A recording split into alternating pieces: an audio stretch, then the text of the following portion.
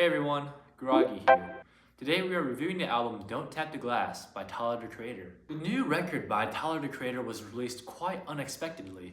He announced that it was going to drop on a very short notice, and it dropped on a Monday. Chromacopia, Tyler's previous album, was dropped not too long ago.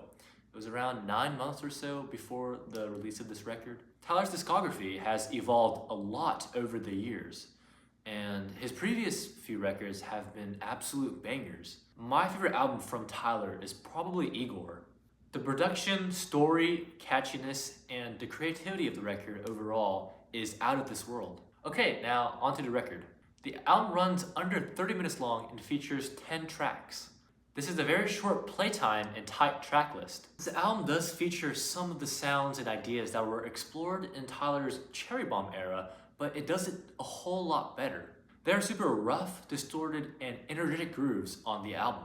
The record isn't super deep or require any deeper dissection and analysis, but it is very fun to listen to. I do feel like the goal of this album is to make you feel like you want to dance, and it does a pretty good job at doing that. The tracks link together pretty well overall, despite it not being a very high concept record like some of the previous records from Tyler.